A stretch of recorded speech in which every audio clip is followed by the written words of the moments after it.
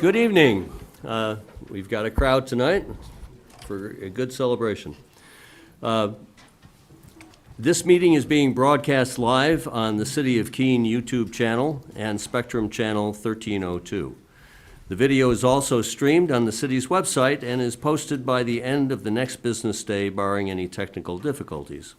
If you would like to receive an electronic city council packet to reference while viewing future broadcasts, please contact the city clerk's office during business hours or go to the city's website and subscribe to the city mailings email list. The agenda is also accessible from any mobile device. Would the clerk please call the roll? Kaden Bosley, Here. Laura E. Tobin, Here. Michael J. Remming, Randy L. Filio. Here. Robert C. Williams, Here. Edward J. Haas. Here. Philip M. Jones. Present. Andrew M. Madison, Here. Chris E. Roberts. Here. Jacob R. Favolis. Here. Brian J. Lake. Here. Catherine I. Workman. Here. Bettina A. Chadbourne. Here. Thomas F. Powers. Here. Mitchell H. Greenwald. Here. Councilor Councilor Filio, would you please lead us in a pledge of allegiance? I pledge allegiance To the flag of the United States of America and to the republic for which it stands, one nation, under God, indivisible, with liberty and justice for all.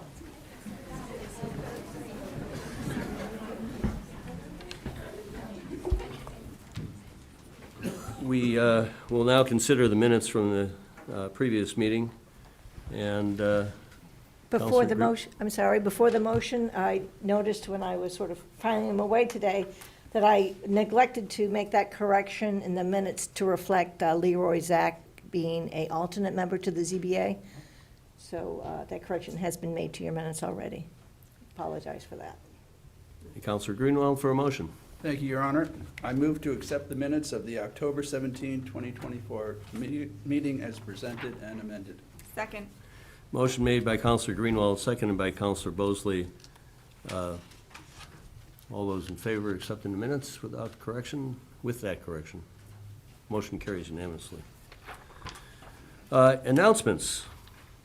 I want to congratulate the city, in particular the city clerk's office. If you saw our city clerk the Monday and Tuesday of this week, you will have realized that she wore the election well, but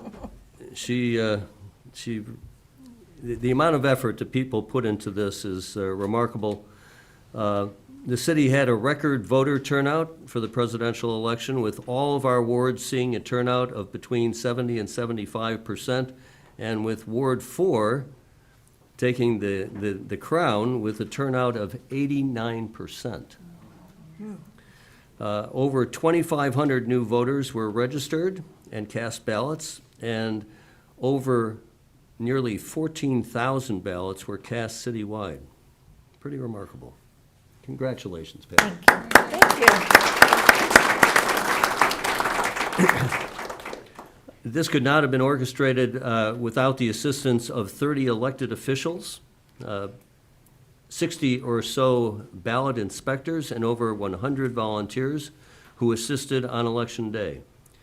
I will be presenting a proclamation in honor of all the community members who gave their time and effort at this election at our next council meeting on November 21st. But if you were doing the math there, this adds up to nearly 200 volunteers and workers during this presidential election, which is why we have such accurate, Thank you. high integrity, and as I was told, one of the first cities to report its I hadn't heard that. outcome that evening. All right, other announcements. A reminder that the city's 150th anniversary of becoming a city and the celebration that will be hosted at the Historical Society will be this Friday. Doors will open at 4 o'clock, and the program will begin at 4:30. I encourage all counselors to attend. We have invited all previous counselors that are still with us to attend as well. And the four mayors will be there to answer questions from the audience and from the Historical Society staff. So it should be a fun evening. A final reminder of our special city council meeting to interview applications for the city attorney's position. That is going to take place on Saturday, November 9th. Our meeting will be called to order at 8 a.m. Coffee and bagels will be available. We'll take a break between 8 a.m. and the first candidate, so you can enjoy that if you don't get there beforehand. Location. Right, Is here. location is here. Our dress code for the day is business casual, so I'm not wearing a tie. A handout has been placed on your desk describing how you can access additional materials before the day. And a few committee date changes in anticipation of the Thanksgiving holiday. The Municipal Services, Facilities and Infrastructure Committee will move its meeting to Tuesday, November 26th at 6 p.m. And the Finance, Operations, and Personnel Committee will cancel its meeting for that week. And I'll have to explain to Cheryl what I'm doing on her birthday. All right, so to begin tonight, I would like to invite the coaches of the Keene High School girls field hockey team to come forward and read. I want to present you with a proclamation from the city.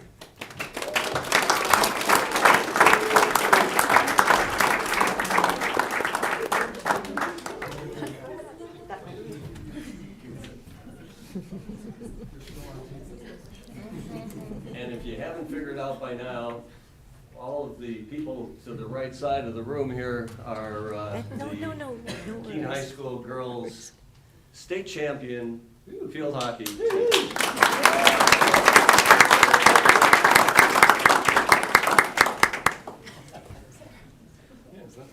It is the trophy, yes. So whereas in 1927, Coach Helen Brown started the Keene High School varsity field hockey program, which has grown to include junior varsity and a freshman squad. And whereas head coach Michelle Tiani varsity coaching career began at Keene High School in 2010 after attending Keene State? Keene State, because I Yes. remember that. So she began in 2010. She previously had been coaching freshman and junior varsities. And she had started in the same year the Trilogy Field Hockey Club, all of which has fostered girls' athleticism, teamwork, and excellence from a very early age. And Coach Tiani has also recently achieved her 100th career win when the team beat Bishop Girton in the quarterfinal game this year.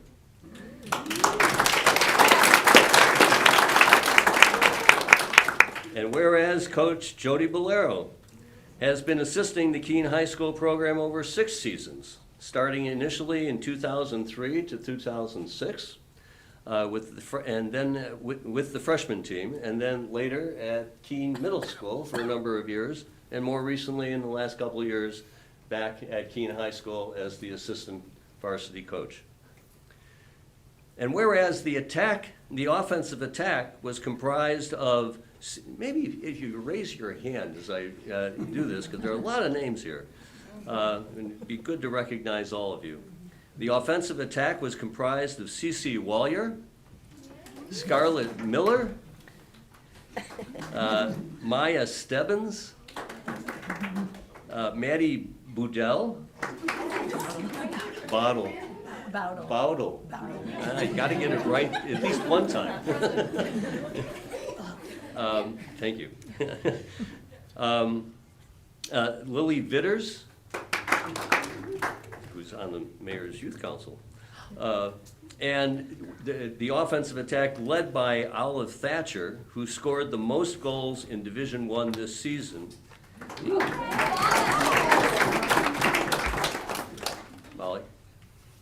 No, there, modestly, which included the game-winning goal in the fourth quarter in a 1-0 win. And whereas the midfield was controlled all season long with the support of Lola Bolero and the great play of McKenna Nelson, who set the single-season scoring record with 17 goals and 7 assists. Where are you? And Sophia Miller, who earned her 100th high school career point at the semifinal game against Pinkerton. These are some big schools that you guys were defeating. And whereas the defensive players allowed the fewest goals in Division I this season with the assistance of sophomore goalie Dania English. Dana. Sorry, Dana. Dana English. And led by senior Lily Rowell. Lily? Who had 9 saves and earned her 12th shutout in the championship game. Good job. And a defensive crew who backed her up of Avery Miller,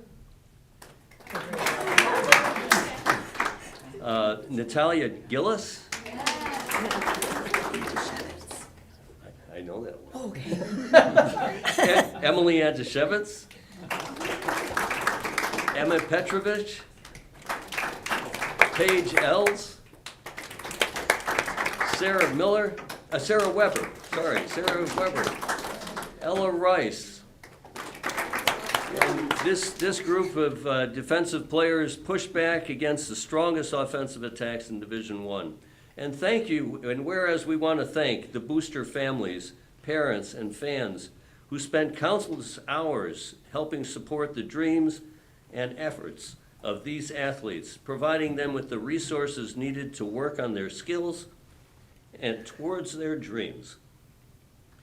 Now, therefore, I, Jay Kahn, Mayor of the City of Keene, do hereby proclaim Friday, November 8th, 2024, as Keene High School Women's Field Hockey Day, and ask all businesses and residents of Keene to display their orange and black in honor of the team's undefeated season and state championship title. Congratulations, coaches.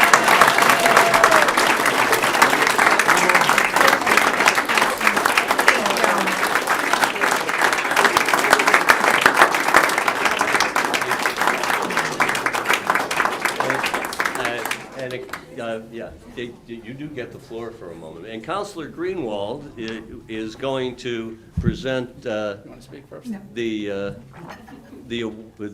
proclamation to each of the team members. So you think that was long? Nothing else to read. But I was very, what? Is it on? Okay, thank you, Brandy. I was very impressed watching the girls play. Individually, they're super people, and they work together as a fantastic team.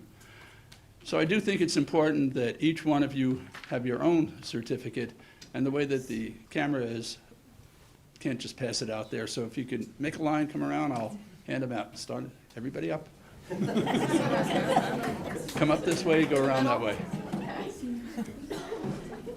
Is this like the athletic awards? Yeah. Is this one? Congratulations. Oh, thank you. Oh. Hi, everyone. I'm Cece Wallier. Congratulations. Thank you. Thank you. Hi, everyone. I'm Avery Allaire. Hi, I'm Sophia Miller.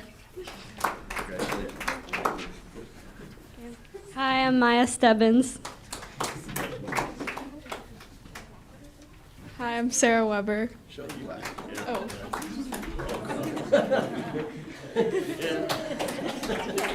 Hi.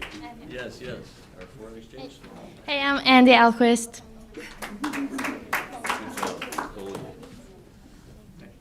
Hi, I'm Lily Rowell. Hi, I'm Olive Thatcher. Hi, I'm Emily Antashevitz.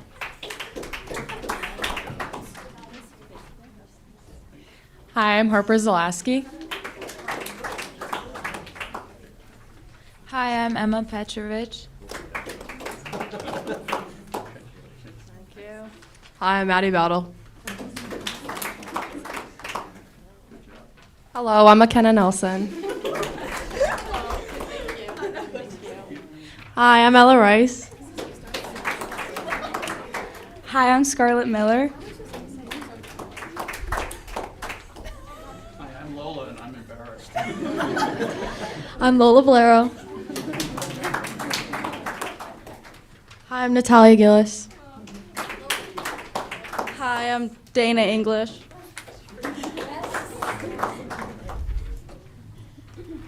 Hi, I'm Lily Vitters. Hi, I'm Lila Danielowicz. Hi, I'm Camilla Hansen. Hi, I'm Elizabeth Hutchins. Hi, I'm Paige Ells. Hi, I'm Laura McLean. You're going to have five items. Please say your name. Hi, I'm Kadis Visser. Hi, I'm Evelyn Swordhout. Hi, I'm Aoife Moran. Hi, I'm Sophie Sari. Hi, I'm Audrey Wright. Congratulations to you all. And we'll have 5 more of those delivered over to the high school tomorrow. Thank you. Congratulations.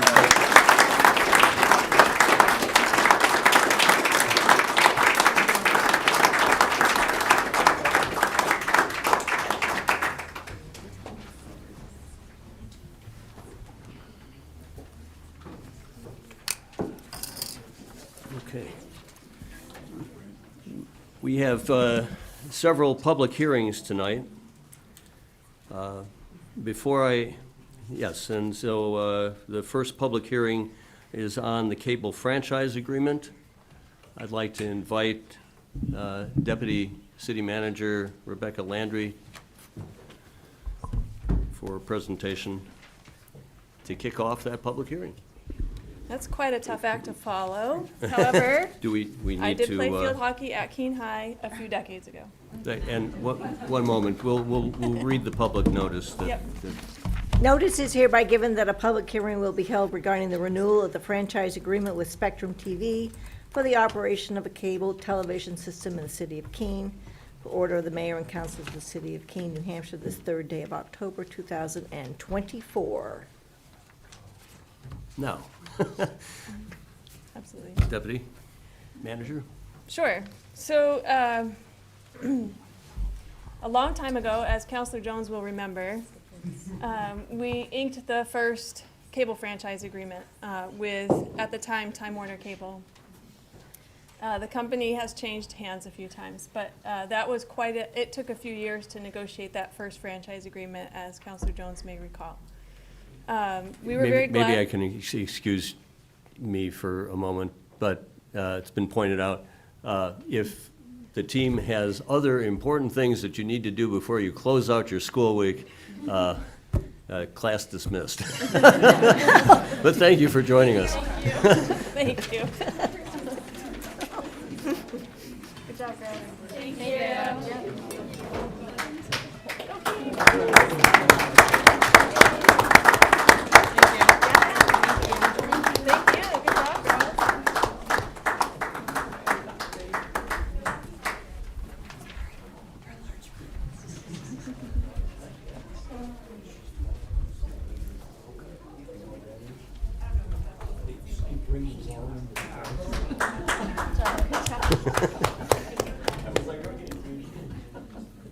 All right, so no more mistakes. That's okay. Thank you. Please take it away. Okay, so it's time to renew that franchise agreement. You may recall that we had an extension on the franchise agreement through the summer, and that has now expired, and now we're in the point where we need to create a renewal franchise agreement. Federal law does require for Spectrum at this point. It went from Time Warner to Charter to Spectrum. I guess Spectrum and Charter are the same. But they are required to have a franchise agreement in our community. And so we are confident that we are in a place where we can renew that agreement on terms that are reasonable. We don't have a whole lot of power as a municipality to do much about the terms of that agreement. It is largely regulated by state and particularly federal law. So just briefly, I'm going to go over the points that we expect to see in the new agreement. The new agreement will be another 20-year agreement.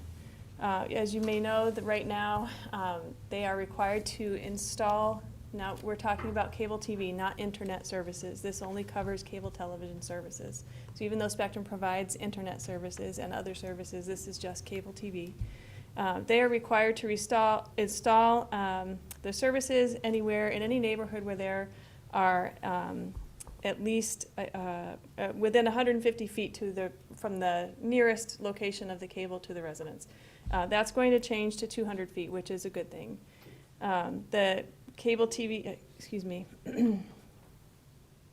Right. Okay, it would be extended to areas where there are 20 units or more per mile. That's used to be 15, it is now 20. We can't really do much about that, but thankfully everywhere in Keene right now is served by cable television services with a few minor exceptions. The term would be 20 years, as I said. The maximum franchise fee continues to be 5%. Right now, the city is collecting a 3.5% franchise fee from Spectrum, that Spectrum opts to charge that to their customers.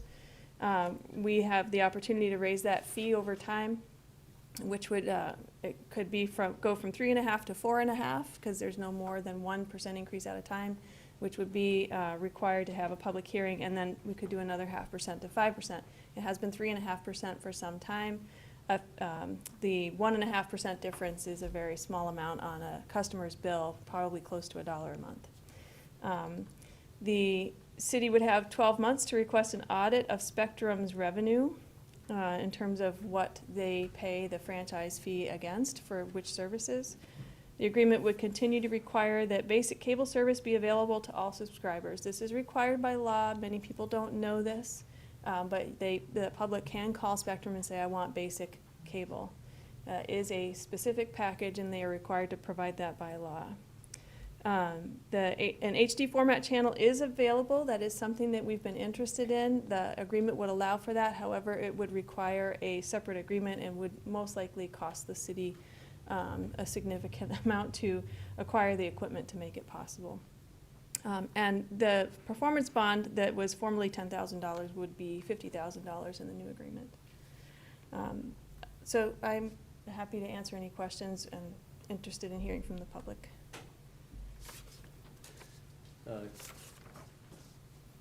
Should we recognize the council first before opening it up to the public? It's an option for you, if you like. Are there members in the public that would like to address the franchise agreement? Councilors, if you have questions, Councilor Haas. Thank you, Your Honor. Just curious, how many people just take cable TV service and not internet streaming? Do we have any idea? Absolutely none. However, I have no idea. This Yeah. is something that will go to FOP as well. I should have mentioned that early on. We'll figure it out there. I really don't know if we can have access to that information because they're not required to give us any information about any other services other than their cable TV service. They might. Thank you. I can ask. Councilor Jones. Thank you. Just one quick question. Did they tell us how much they've increased from copper to fiber over the years? What percentage is now using fiber and not copper? No, however, I know that they're doing a DOCSIS upgrade in the coming, actually, right now, this week and next week, and that DOCSIS upgrade is really a hybrid coax and fiber system that gives them the ability to provide up to, I think, 10 gig services symmetrical. So that is happening right now. But again, that is primarily for internet service. Councilor Williams. In addition to the franchise fee, do they also pay property taxes on their equipment? They do pay based on the assessed value of their use of the aerial space for the cables that are attached to the telephone and utility poles. And there is a provision in the agreement that would require them to do that. They have the same rights as other organizations to appeal that. However, it is a requirement, and we are collecting it.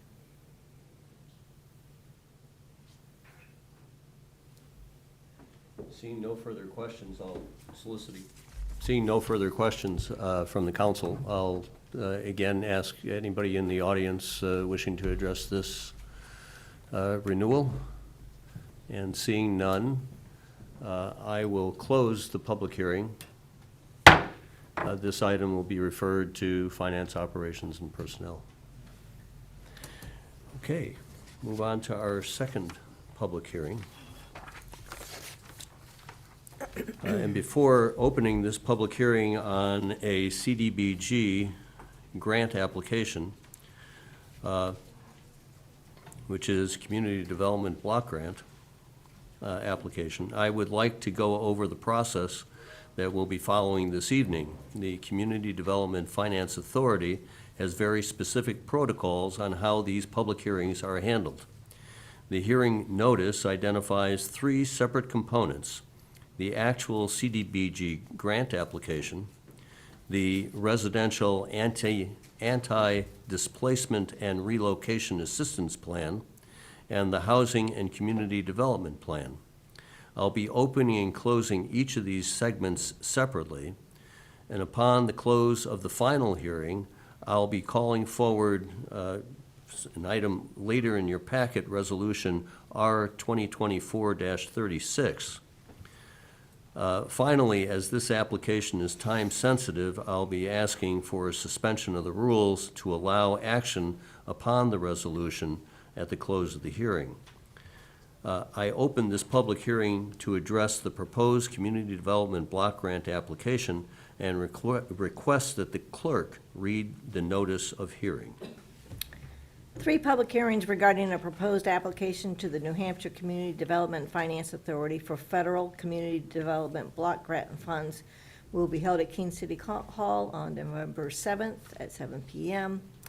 CDBG funds are awarded on a competitive basis in New Hampshire and may be used for projects which have primary benefit for low and moderate income persons.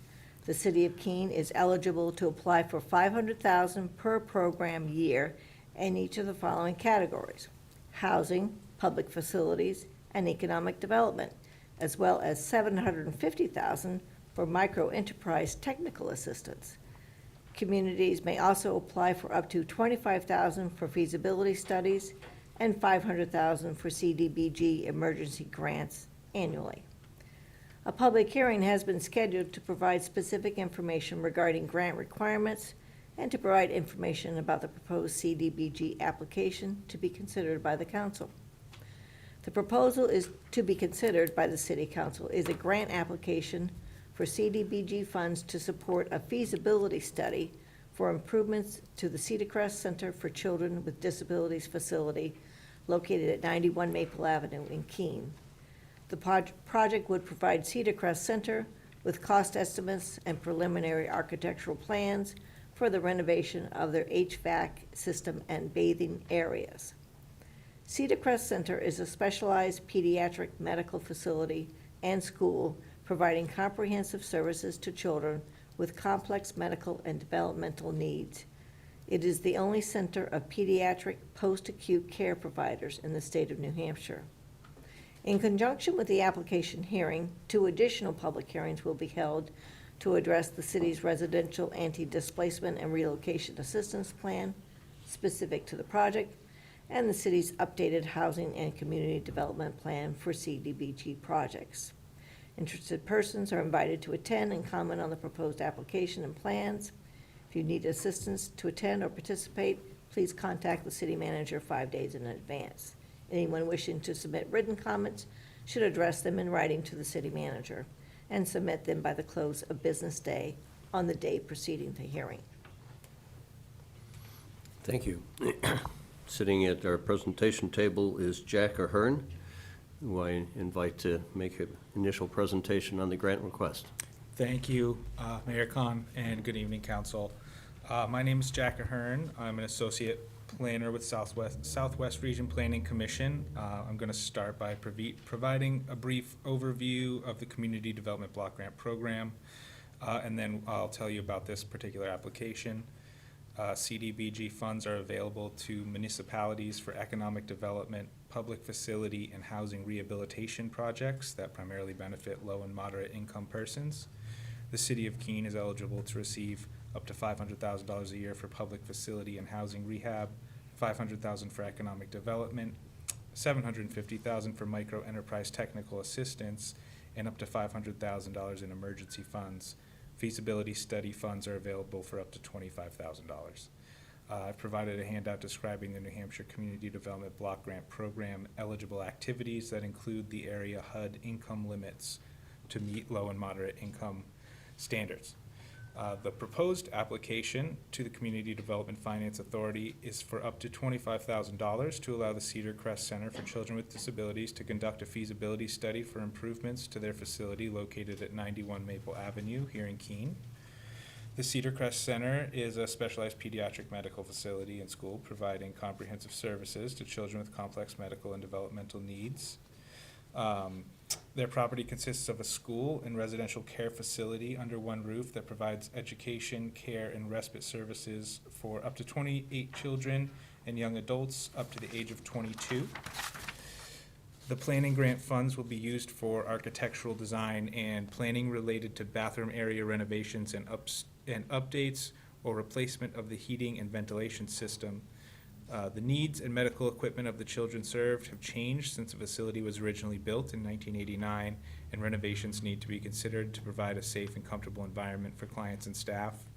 The heating and ventilation system serving the school wing of the facility has not been updated since 2001.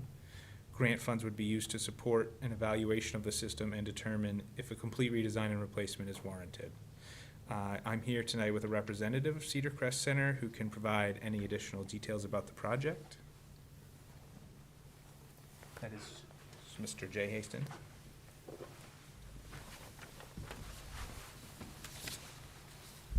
Good evening. Jay Haston, President and CEO of Cedar Crest.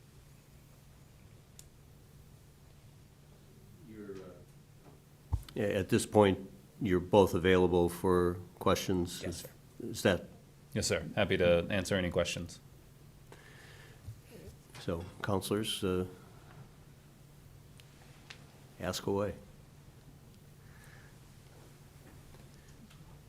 I might start. This $25,000 for the planning study doesn't inhibit further application in this year's cycle, should that turn up findings that would lead to a second plan. No, the feasibility and planning grants are on a rolling basis and don't interfere with the city's ability to apply for CDBG grants in the other categories of public facilities, housing, and economic development. And won't inhibit Cedar Crest from going forward with a subsequent request in this year? No, it'll actually encourage them to apply for a full grant in the future. No, I was hoping you'd say that. Yeah. And so this grant is going to not only look at the retrofit of your current facility, but some expansion that you might be able to do in the future? It would lay the groundwork both for modernizing our equipment that is 20 years old at this point, as well as preparing us for any future need. The primary focus, though, is to modernize the equipment. We are getting pretty close to end of life, we believe, particularly for elements of the HVAC system. And as Jack mentioned, in our central bathing area, we have a number of overhead lifts and large tubs, a lot of children and young adults who require mechanical assistance to get into and out of their bathing enclosures. And that equipment, while in good repair, is now 2 decades old. And so replacing that systematically and in phases, we believe is called for at this time. But the planning grant would help identify the best approach and resources to do that. Councilor Roberts. I have two questions, one for each of you. And to the Can you turn on your microphone, please? Two questions. The first one to you, as a result of COVID, it was determined all around the country that the HVAC, air handling stuff had to be changed for the safety of the students and other people. Has any of that been done at Cedar Crest, or this is what you're hoping to do? Great question. So some of the COVID precautions that are necessary, thankfully, had already been proactively designed into the system, such as the ability to create negative pressure rooms. So we already had that capability. So there weren't COVID-specific changes that we had to make in the time since COVID. But that is a factor in thinking about what upgrades we may go through. There's consideration of ionization technology, and that there's lots of different pieces that we'd love to have expert consultation on. Second question that goes to you. Over the last 3 to 4 years, we've been really benefiting from all the different money that was COVID money, Build Back, all this. Do you have any idea if the grant flow and other stuff is going to slow down in the future, and that we may not want to pass up opportunities right now? Most COVID federal funding is already reaching the end of its lifespan. I would say take advantage of what you can at this point in time. Not only are COVID funds dwindling down, there's also potentially going to be just less funds available in the future in general for grants. Okay, thank you.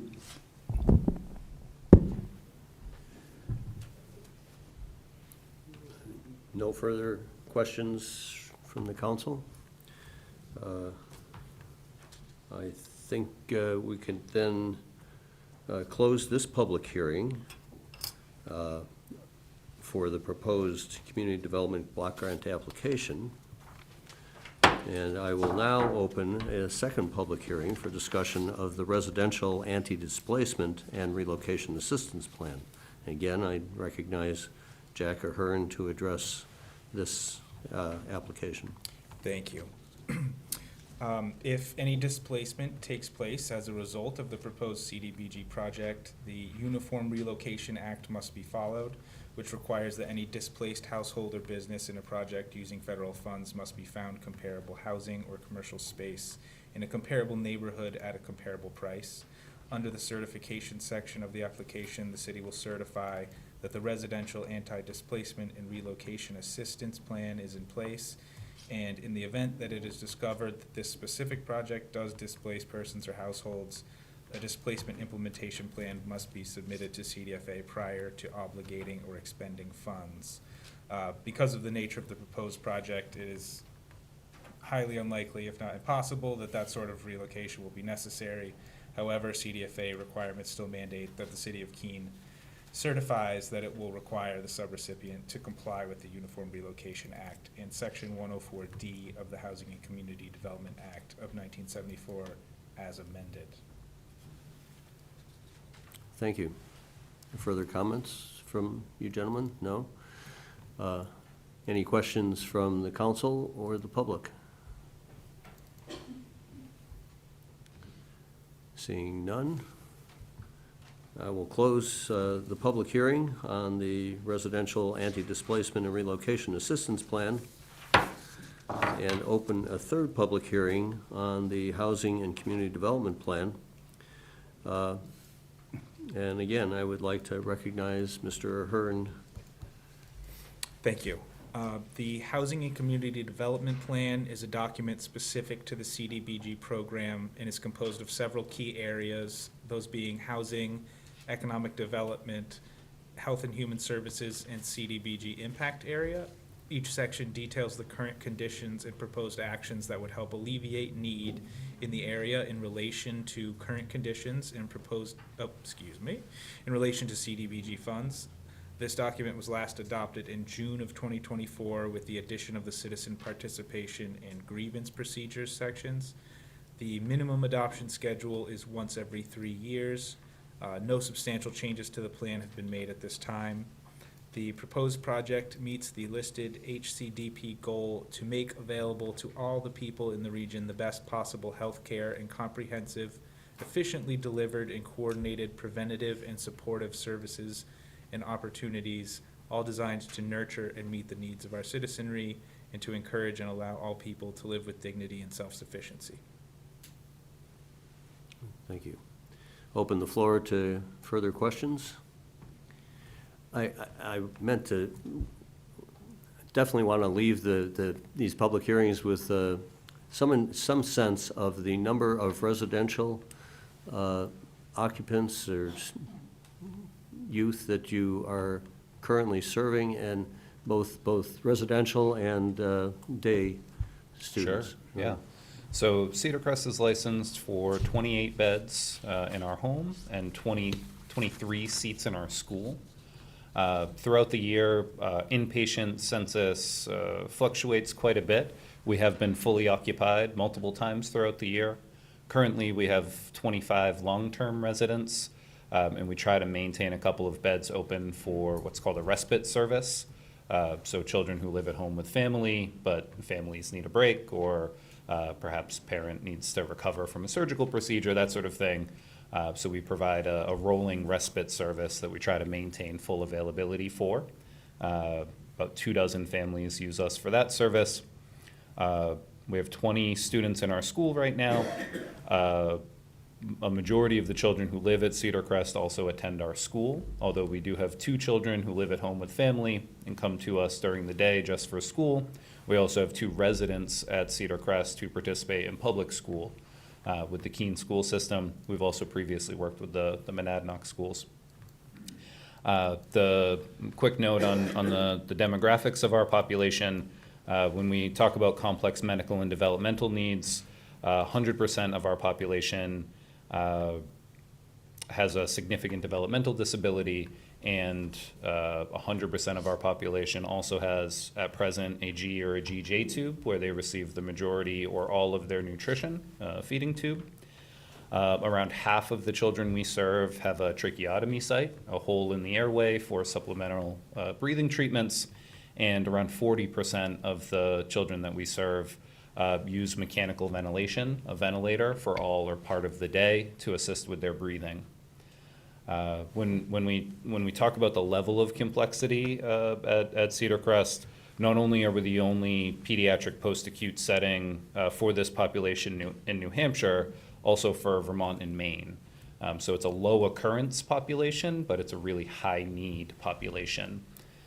There are diagnoses encountered at Cedar Crest for which the diagnosis is named after the child because they are that rare. So it is really powerful and important work, and it is a really incredible population that we're privileged to work with. Thanks for that description. Any other comments, questions from the council, audience? Councilor Roberts? You just, I don't want to get in trouble. You just talked about having to take care of, well, you're blessed with taking care of children have is such a bad word. You're helping these children and their family, and you're talking New Hampshire, Vermont, and Maine. If you weren't available, what would be the closest area that parents, the child would be one place and they would be another place? Yeah, so when spaces are not available at Cedar Crest, the children almost exclusively are served inpatient at the Children's Hospital at Dartmouth, or inpatient at Maine Medical, UVM Medical, or the Boston Hospital's Children's Franciscans. Particularly when mechanical ventilation is involved, there are very few settings that can meet that need that are not a hospital. So particularly for those children who are nearly half of our residents, it really is us or the hospital. Can I have a follow-up, Your Honor? So if you don't have room for the children, the children really kind of stuck in a room by themselves, and they've lost the connectivity with other children their own age? Yeah, so one of the things we're particularly proud of is that each of the classrooms in our school, we have 3 classrooms, has a field trip at least every other week. Our older children, our older 2 classrooms go on a field trip every single week. Connection to the community, we have a number of initiatives that we partner with the city on, including a lovely Arbor Day celebration each year. Those sorts of things are critically important because you're exactly right. A childhood in a hospital room is no childhood at all. So it is, but we see it as a critical mission to not just have folks served in our facility, but to have them participate in their community and to forge stronger connections with their family and with their friends. Thank you. Thank you.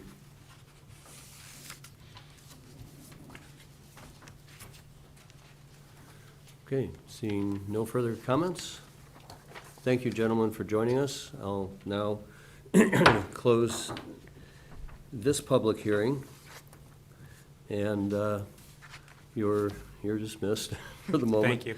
Appreciate the time and the consideration. Yes, thank you. I'd now like to ask the council to reach into your packets.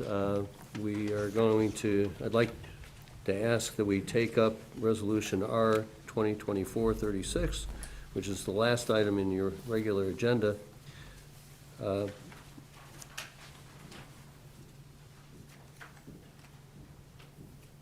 Without objection, I'll ask the clerk to read the committee's recommendation and resolution. What you have before you is the cover letter from Southwest Regional Planning Commission, as well as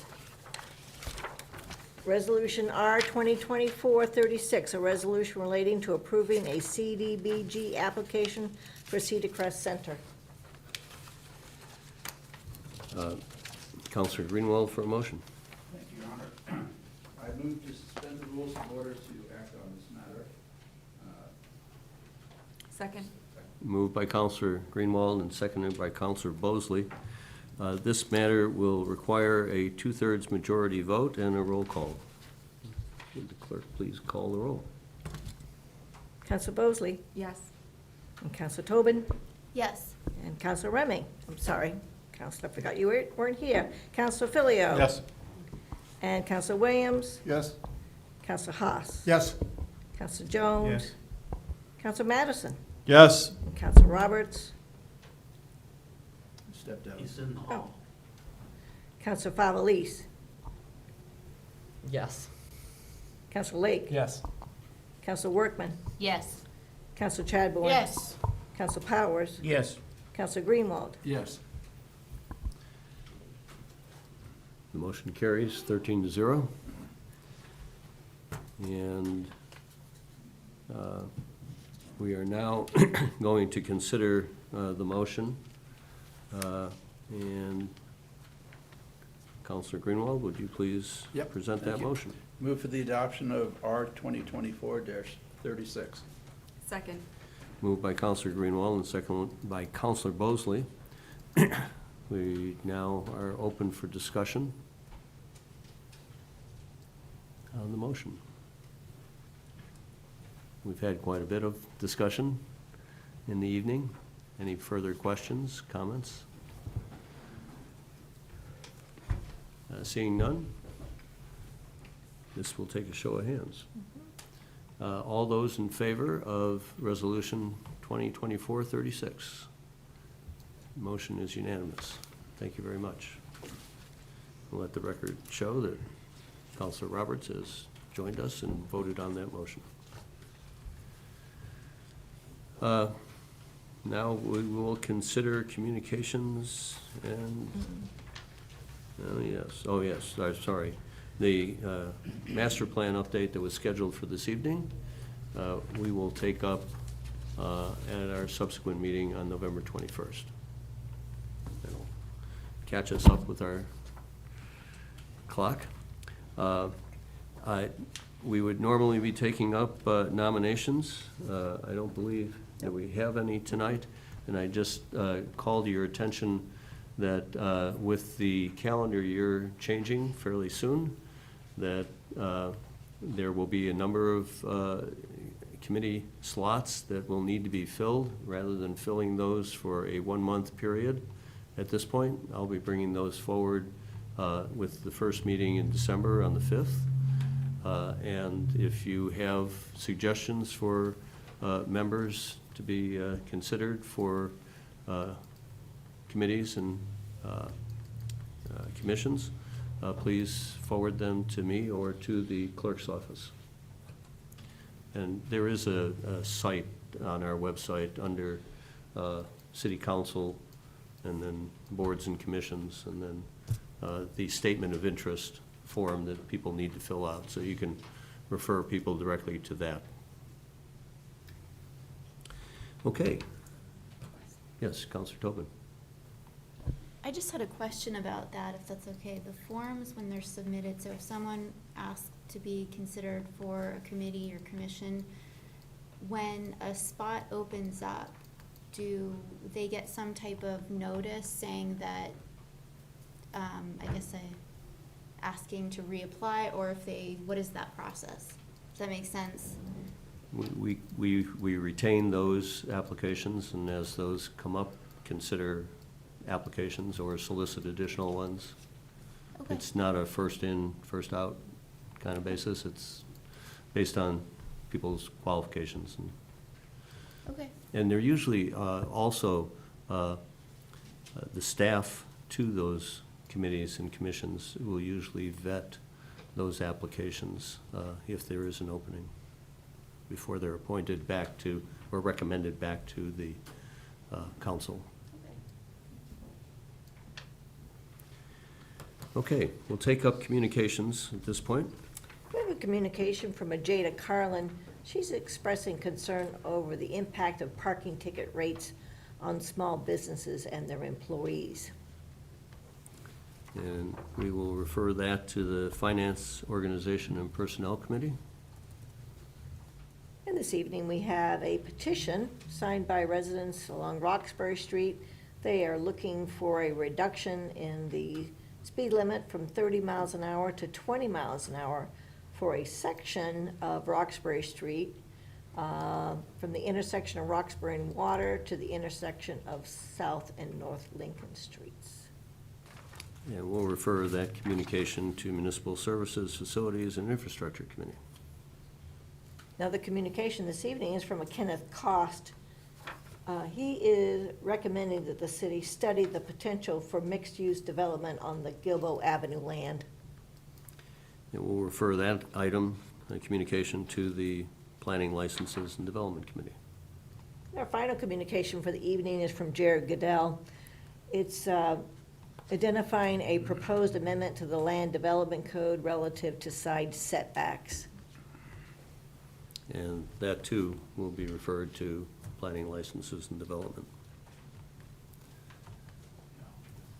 And that is our communications for this meeting. We'll move now to council committee reports. And our first one this evening is a informational report that reflects the presentation held before the MSFI committee on code and fire inspections. And if there's no further comment, we'll file that as informational.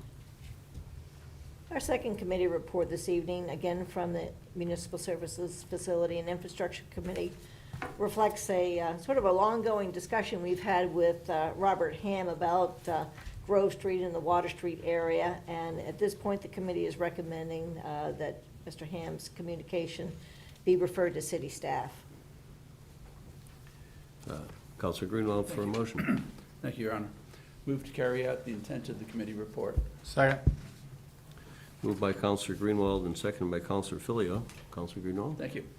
Well, Mr. Ham came to the committee requesting some changes to sidewalks and traffic patterns, as it says, being that involves financial as well as planning, as well as public works issues. It makes sense to send it to the city staff to do a bit of an analysis and then bring back to us.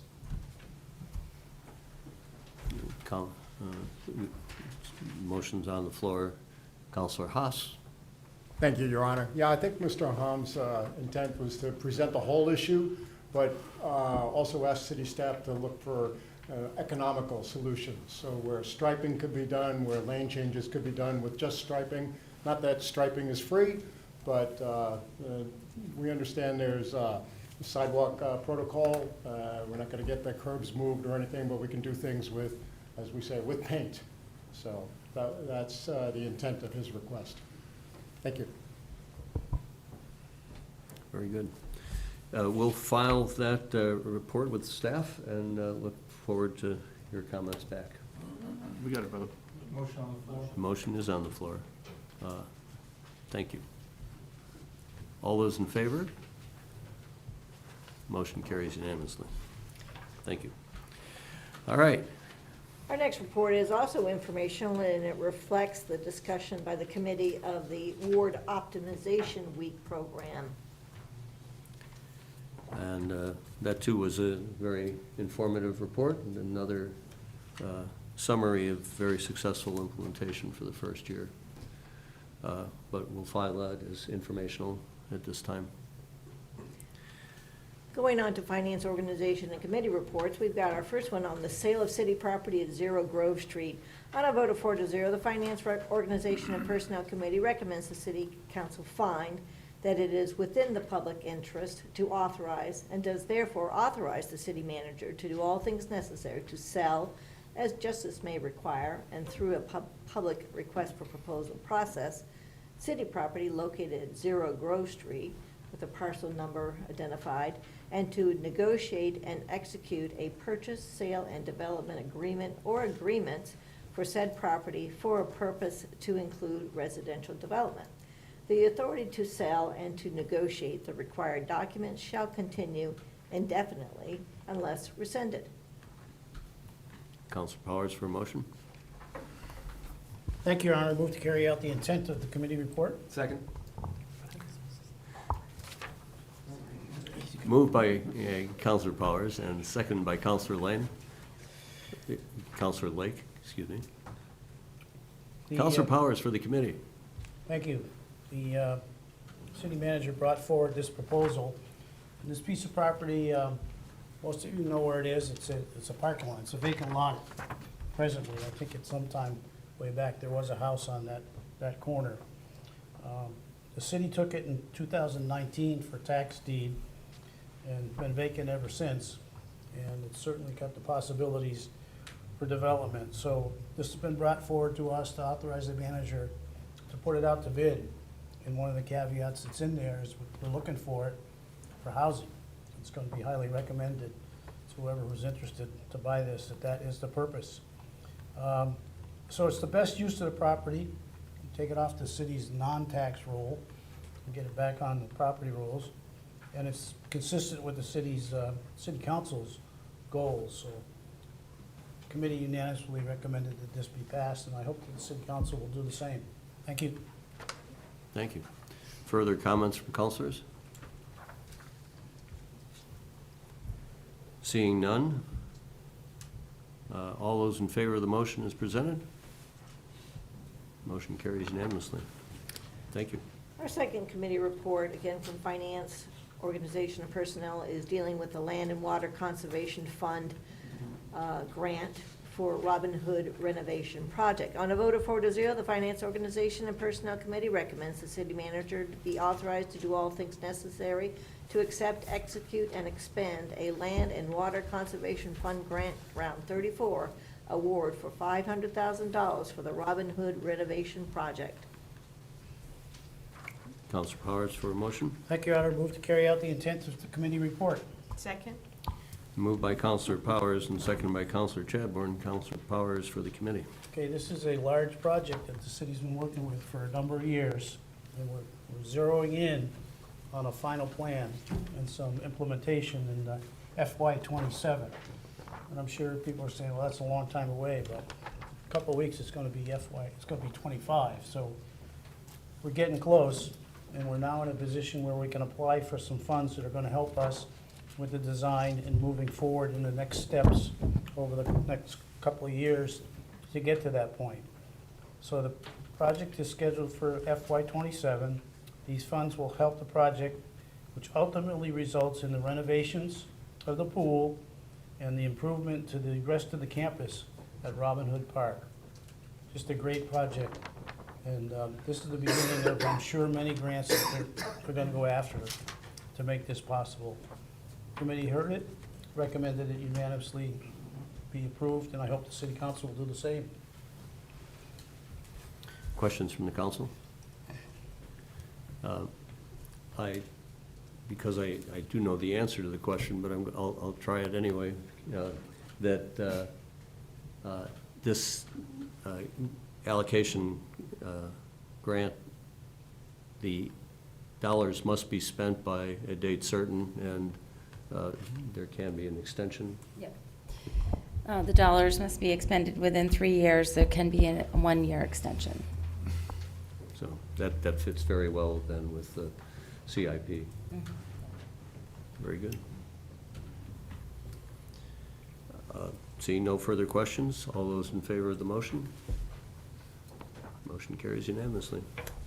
Our next item, again for Finance Organization and Personnel Committee, is dealing with a 2024 Homeland Security Grant Program for hazardous materials allocation.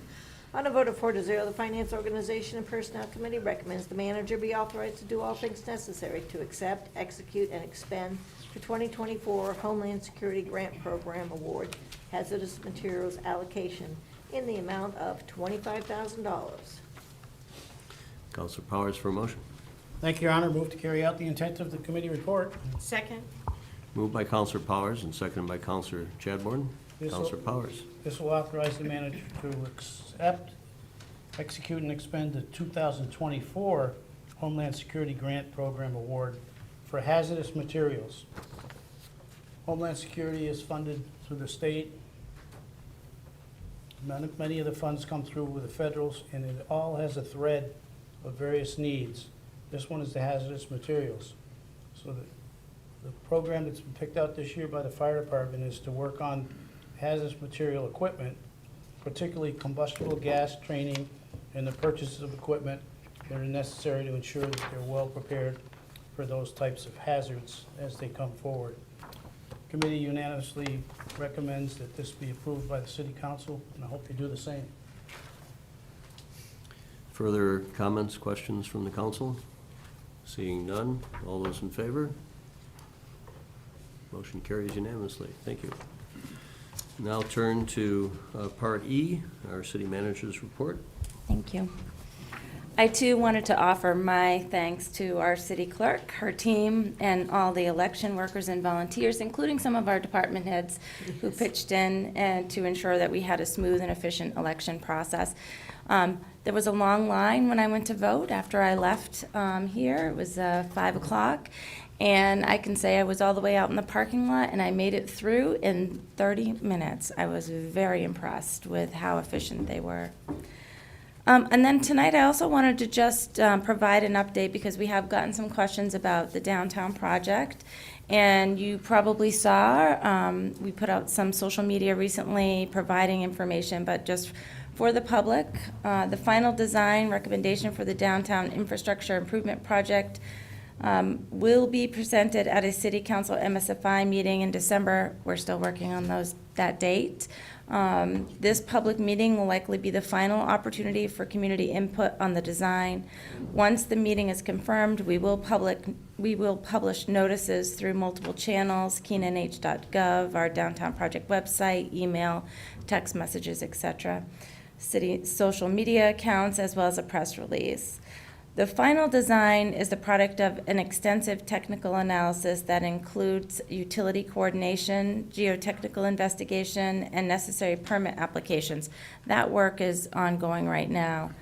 These efforts were guided by the preliminary design approved by the City Council in July. Construction for the first phase is focused on Central Square and is scheduled to begin in May of 2025. Key components of our outreach during construction will include monthly in-person project updates titled Coffee and Hard Hats. Our Public Works Director came up with that. Hosted by the Public Works Department in downtown Keene. the hiring of a project ombudsman to serve as a resource for the community, providing impartial assistance with navigating construction impacts. The ombudsman will listen to the perspectives, gather relevant data, and communicate with both the city and the public stakeholders to help resolve any issues that may arise. And we are encouraging downtown businesses and residents to sign up for notifications. I did that so that I'll see what's being sent out, but I encourage everybody to do that.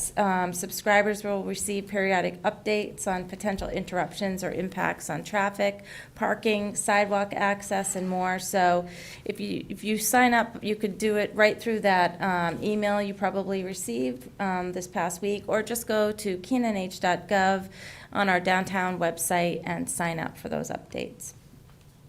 Also, just following up on a piece of communication that I sent out to the council a couple weeks ago related to the fire master box system. On October 22nd, I shared a memo from the fire chief regarding the upcoming elimination of the hardwired option for the city's fire master box system. This system has become outdated and is increasingly unreliable and very costly to repair, while modern fire technologies now offer more effective alternatives. Next month will be a busy month. An ordinance will be introduced to amend the section of the code that references the hardwired option. It's anticipated that all current hardwired system users will transition to an alternative system by January 1, 2026. The city will issue an RFP for a vendor to provide radio boxes for city buildings and other organizations currently on the hardwired system who wish to upgrade. A bulk purchase could help to reduce costs for all involved, so more details to come next month. And then in regards to parking, tonight several ordinances related to parking will be referred to committee. When the council modified winter parking regulations, the parking manager identified other code sections that still restrict overnight parking on certain streets from 2 a.m. to 6 a.m. year-round. The committee will consider whether specific streets should maintain year-round overnight parking restrictions. Additionally, there's a proposed ordinance to add June 19th as a free parking day. And then an update regarding Fact TV here at the Keene Library. They will be and are currently temporarily closed until December 2nd for reorganization and essential maintenance. This decision is aimed at enhancing the station's quality and service for Keene producers and the community. And according to the Fact TV director, the recent departure of the station manager that was located here in Keene highlighted the importance of completing these improvements to better serve the community.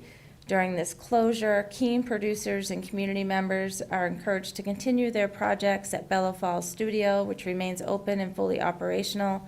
Fact TV looks forward to welcoming everybody back to a well-organized, fully functioning space and introducing a new station manager who will help lead the station forward. Bless you.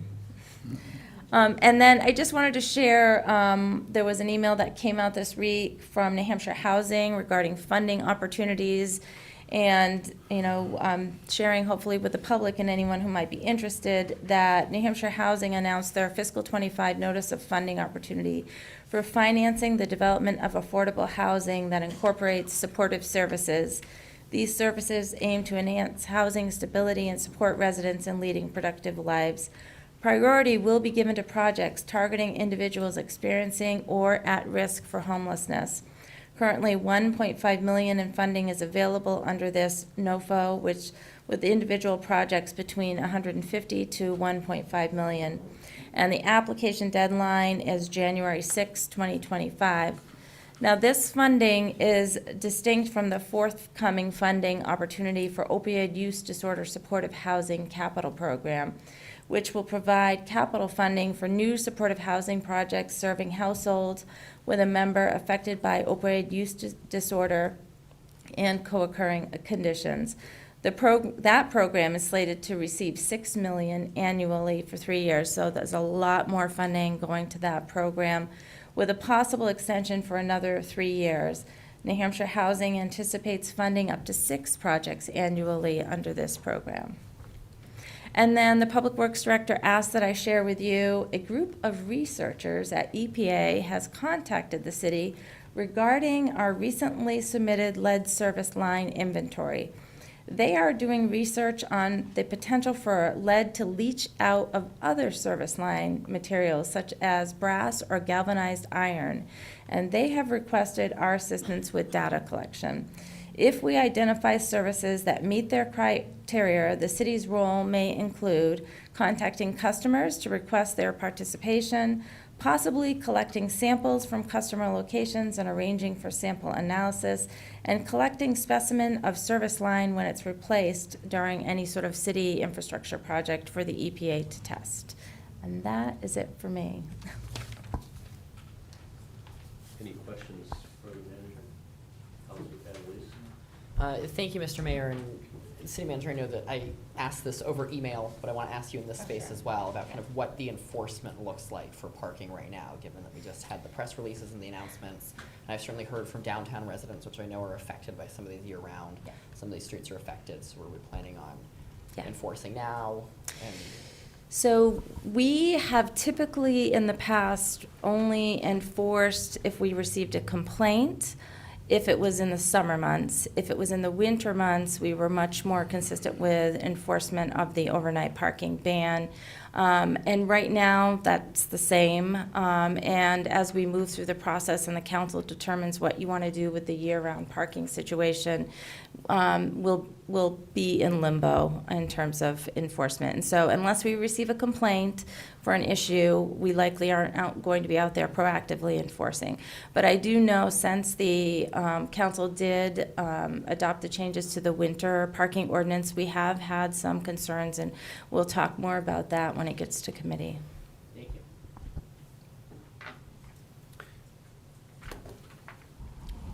you. Thank you for those updates. I saw the housing Yeah. notices and took interest in those. Supportive housing is a need in our community. And when you mentioned the substance use, I noticed that our largest substance use supportive housing operator has recently taken on a really large project in Manchester, meaning I don't know what kind of capacity they'll have to assist with additional housing here. So if you do know folks that might want to enter into that market space, I think there's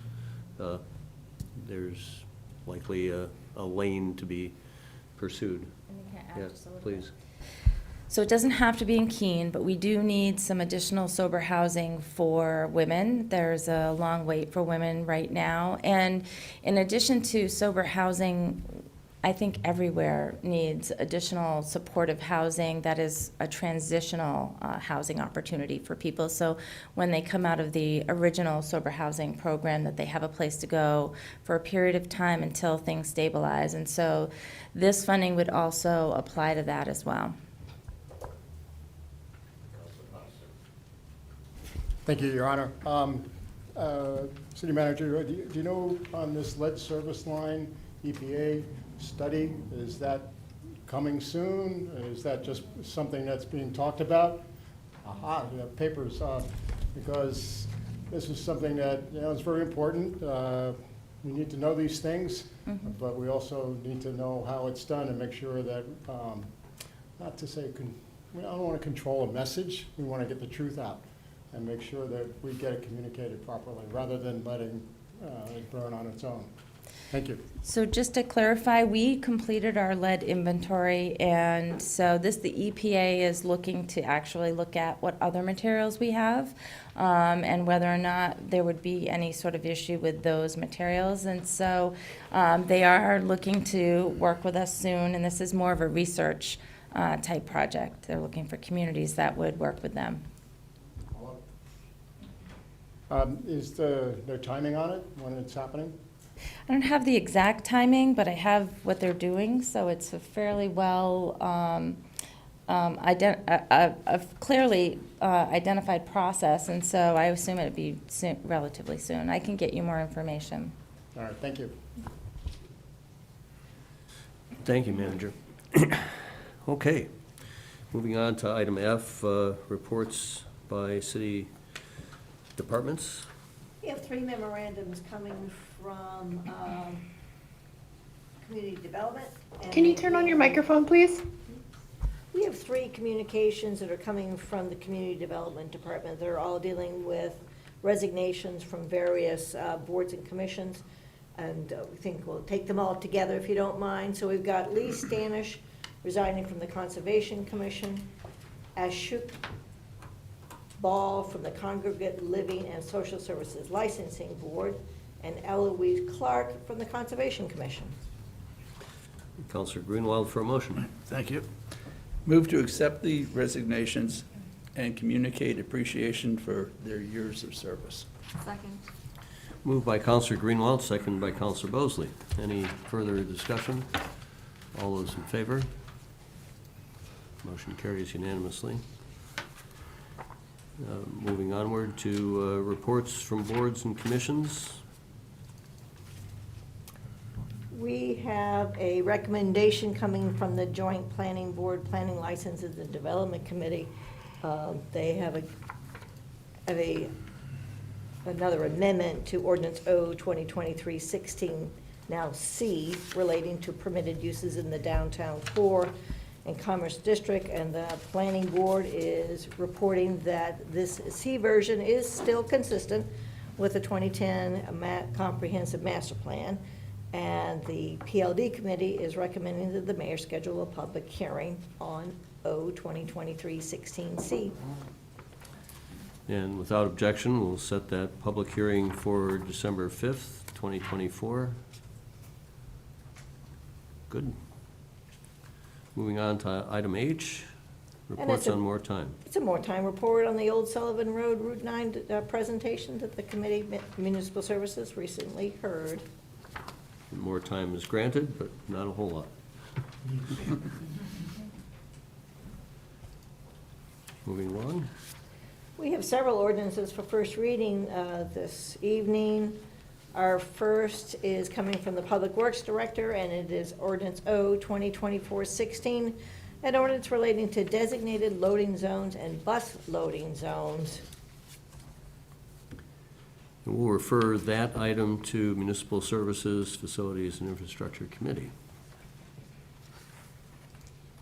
Our second ordinance for first reading, this is through a communication or memorandum from Rebecca Landry, the Deputy City Manager. This is one that is sort of a side issue from the winter parking bans or the additional ordinances. And it is Ordinance O 2024-21, an ordinance relating to maintenance parking restrictions. And we'll refer that to Municipal Services, Facilities, and Infrastructure. Another ordinance, again, dealing with parking. This one is Ordinance O 2024-22, identified in a memorandum from the Deputy City Manager Landry, and it is dealing with Gilboa Avenue parking restrictions. We'll refer that one also to Municipal Services. And our final ordinance for first reading, again from Deputy City Manager Landry, is Ordinance O 2024-23, an ordinance relative to Juneteenth exception to parking regulations. And we'll refer that to Municipal Services. I'm sorry, we do have one more ordinance for first reading, and it's actually coming from the fourth floor community development. Oh, also about parking, but residential parking requirements, and it's Ordinance O 2024-20. And that we're going to refer to Joint Planning Board and PLD committees.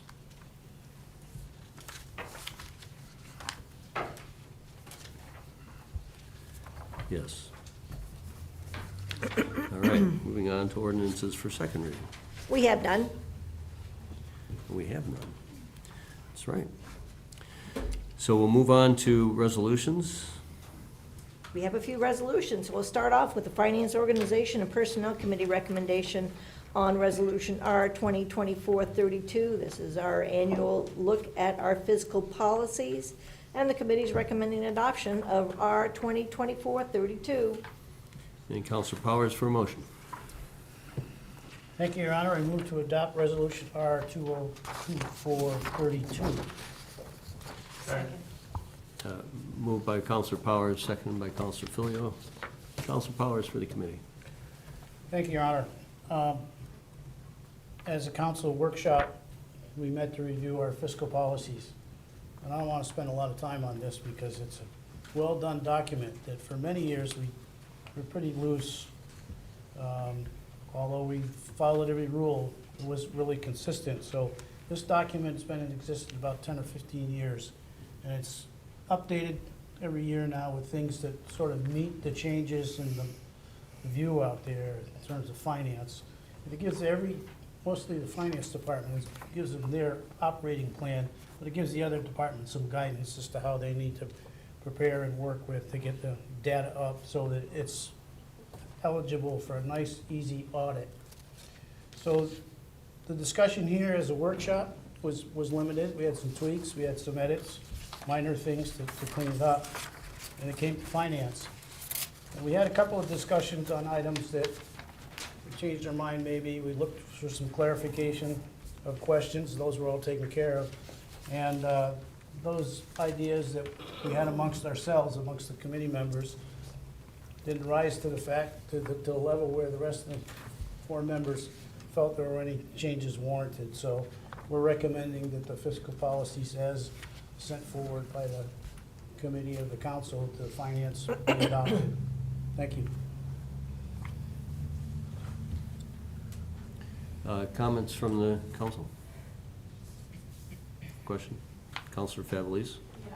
Thank you, Mr. Mayor, and Councilor Powers alluded to this conversation, but I'm reading through the 5th whereas clause and then the 7th whereas clause. One of them says that the city manager may designate somebody, and the 7th one specifies the deputy city manager, and I wonder to what extent, if any, there's conflict or ambiguity with those, and whether it should either say the same thing, like which one of these do we want to have? Should we have both? Yes, is the question. Yeah, so this actually was discussed, it was brought, that question was brought forward by Councilor Remy initially, and I did talk to Councilor Powers. The first whereas actually provides for additional flexibility where we could, depending upon the situation, appoint really any department head to fill in my absence. The organizational chart was changed last year from the assistant city managers, and we didn't specifically call the assistant city manager out by title in the past. We left it designee to leave that flexibility. But this includes the deputy city managers in there. It's a little bit more limiting than the previous language that we had, which was a bit more flexible, but I'm comfortable with it. And, you know, really this came up because we had an issue with signing documents, and the one document that was concerned was some bond documents that needed to go out, and they were time sensitive. And we used the language in this policy as a way to authorize the person, but honestly, most of the time, the documents that are executed in my absence are not time sensitive, or they're more internal documents that don't require any sort of reference to any sort of legal document. It's very rare that that would happen. So for the purposes of executing a document, I'm fine limiting it to the deputy city managers. For the purpose of whatever may come our way, I like having the flexibility, you know, depending upon the situation. But for now, I think this is fine. Councilor Haas, did you have a question? Yeah, thank you, Your Honor. My question might fall in between FOP doing this fiscal policies and the actual budgeting that comes to follow. But as far as information flow, I mean, the fiscal policies is great. It gives that structure that you need to go forward and do something. Always looking for measurements along the way. So I'll be looking for measurements as to how well we met the goals, how close we came to our limitations that are imposed in the fiscal policies document, what we've done against the indices over the years, how far under them, how close we get to them when we need to knock over them. Same thing with debt and debt service. We see our debt growing over the next couple of years for the various capital projects. We'll keep an eye on that. That's well published. That's in the capital program, so it's easy for people to find. But people need to be reminded of these things. The other thing that I don't see is, what did I note here? One of Councilor Filiol's favorite topics. Is there any way we can measure downshifted expenses and really understand that? Because as I read the fiscal policies document, they are separate from what we allow our tax increase to go up and down against the index. And then there's downshifted expenses. So that's a big chunk that we put a lot of blame on for our costs, but I'm not sure anybody really understands. So I'll be looking forward to that in the budget process probably. Thank you. And the manager wants to address those? Just a couple of points. In your budgets, we have a section that talks about fiscal policies, and it compares where we are and where that budget will bring us in terms of compliance with the fiscal policies. And so that's a really good place to start when we start the process. And in regards to downshifting, yes, we've been tracking that for quite some time. You know, obviously the biggest downshift that we experienced was when the retirement, the contribution to the state retirement changed. The elimination of the state's match really downshifted a lot of costs to the local communities and the local taxpayers. Councilor Haas. If we could see that information, not just on in the single year that the budget's presented, but over time, and have it carry forward rolling. So we look back a couple, 4 years, 5 years, and then as we go forward, roll with it. I think that would be great for the citizenry to understand exactly the challenges that you have, that we all have. Thank you. Okay, so noted. I think there is that kind of information there, but so noted. Okay, any further questions on the fiscal policies recommended? Seeing none, call for the vote. All those in favor? Motion carries unanimously. Our next item, coming from Finance, Organization, and Personnel, dealing with Resolution R 2024-34, a resolution relating to appropriation of funds from the Solid Waste Fund to the state of New Hampshire. The committee is recommending adoption of the resolution. Councilor Powers? Yes, I will. So before we take that motion, Councilor Madison informed me of a conflict of interest that he has. Thank you, Your Honor. This involves a financial transaction between my employer and the city, so I believe it is prudent that I recuse myself. Thanks So for- I would ask the council's permission to do so. Thank you. That will require confirmation, confirming vote from, If there's no objection. if there's no objection, good. If there's no objection, we'll so note that Councilor Madison's excused from voting and commenting on this matter. Thank you, Councilor, for bringing that to our attention. So, Councilor Powers for a motion. Thank you, Your Honor. I also understand that there's a Scrivener error in the resolution, and it will need to be addressed before we move forward. So I would make a motion to adopt, and you want to make a second? Motion made by Councilor Powers, second. Councilor Chadbourne for a second. Thank you. And Councilor Bosley.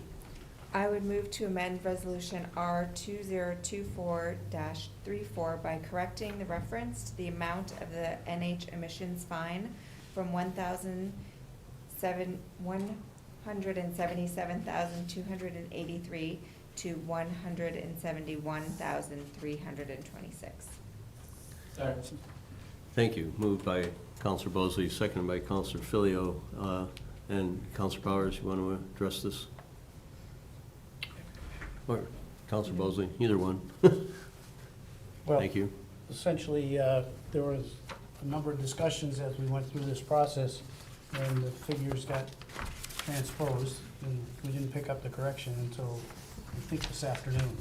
So basically, this is the proper amount that we're going to be part of this movement of funds from the reserve and the utility over to the expenditure side so we can pay our bills here on this. Yeah.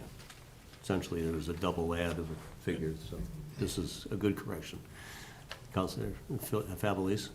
Thank you. Just, I heard a motion to amend that specific line item, but I did not hear a motion to amend the total number, which is also in the resolution. It does not change the total. Does not- oh, this- okay. That's the double add.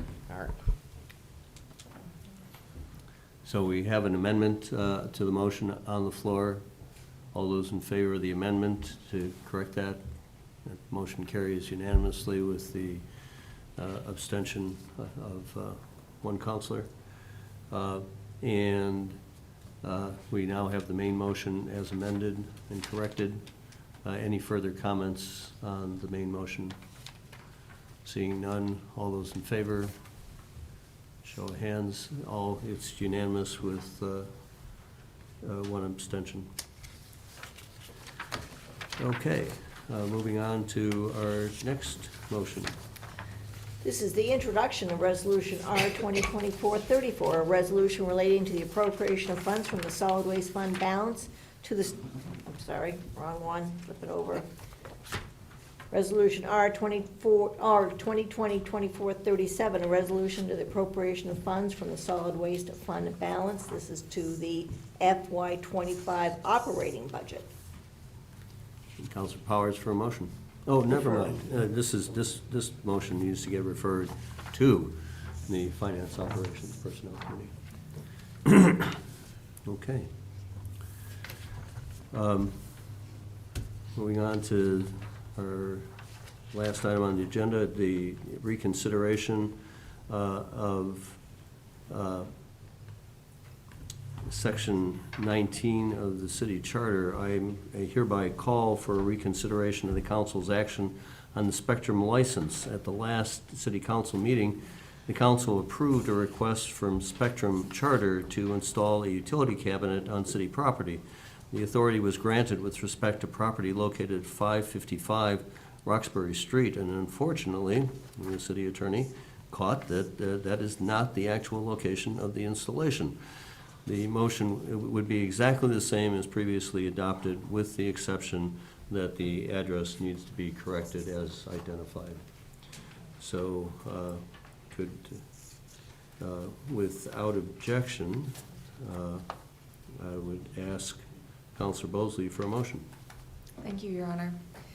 Move to recommend that the city manager be authorized to do all things necessary to negotiate and execute a standard form city license to Charter Communications for the installation by Charter Communications of a concrete pad and utility cabinet on city property located at 0 Chapman Road, tax map number 239-008. Second. Motion made by Councilor Bosley and seconded by Councilor Filio. Right. Any Councilor Bosley, any further comment?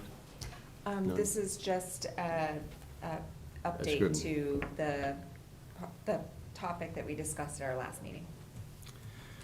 So I think we all understand, pretty straightforward, given previous actions. Yes? All those in favor signify by raising your hands. Thank you. The motion carries unanimously. The previously tabled motion is the reconsideration of the Rule of Order amendment to Rule of Order 15 on voting and conflict of interest. I'd like to refer that to Planning Licenses and Development Committee. I think that before this comes back to the full council, I think it's worthy of some committee review and comment. So that is what I'm recommending. Councilor Chadbourne. Yes, just a question about procedure.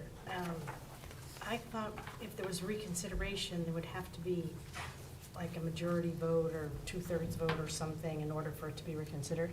It would be a majority vote if we were going to reconsider the wording as it was brought forward to the council. I think that the next... Council is just asking a different question. Okay, please. For some reason, like this. Yeah. Under the charter, the mayor has the option to just order reconsideration of a matter. At this point, it doesn't require any vote. Okay, thanks. Got it. Good, good. So we'll agendize that to the next PLD meeting. And, okay. All right. Which, by the way, is next week. Okay. I'd like to now recognize Counselor. You do? I thought we were done. We are. Motion to adjourn. Good. Move to adjourn.